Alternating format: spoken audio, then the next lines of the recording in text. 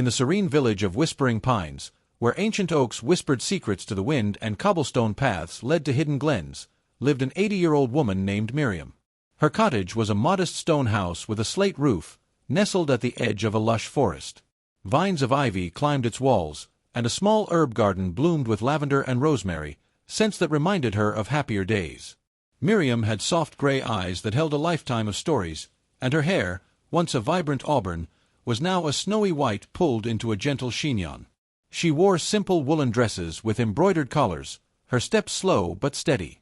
Her husband, Arthur, had been her anchor, a kind-hearted jeweler who crafted rings with intricate designs.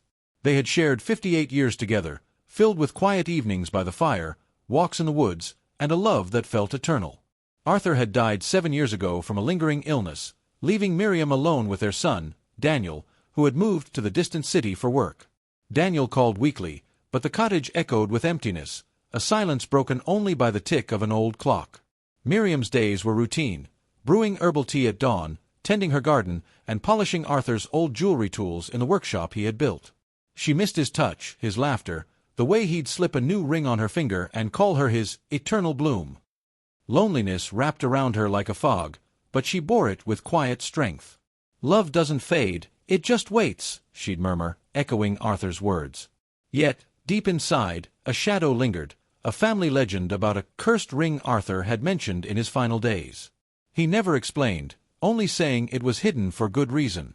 One foggy autumn morning, as Miriam sipped tea on her porch, she heard a faint rustle in the bushes. A small tabby kitten emerged, its fur striped in brown and gold, eyes a piercing emerald green. It was thin, with a limp in one paw, meowing weakly as if pleading for help. Miriam's heart stirred. "Oh, you poor lost soul," she said, setting down her cup. The kitten approached cautiously, rubbing against her ankle. She scooped it up, feeling its tiny body tremble. Inside, she warmed milk and bandaged the paw with a soft cloth. The kitten purred, nuzzling her hand. "I'll call you Ember, for the fire in your eyes," Miriam decided. Ember became her companion, following her everywhere, batting at dangling herbs and curling up by the fire. For the first time since Arthur's passing, the cottage felt alive. As weeks passed, Ember grew stronger, her limp fading. She had a curious nature, exploring every nook. One evening, while Miriam sorted Arthur's old jewelry box in the workshop, Ember leaped onto the table, pawing at a hidden drawer. "Careful, little one," Miriam chuckled. But Ember persisted, and the drawer popped open, revealing a velvet pouch. Inside was a silver ring with a glowing sapphire center, engraved with swirling vines. Miriam gasped. It was the ring from Arthur's stories, the one he called cursed. Legend said it was forged by an ancestor, binding lovers but bringing misfortune if worn without true intent. Arthur had hidden it after a family tragedy. Curiosity overtook Miriam.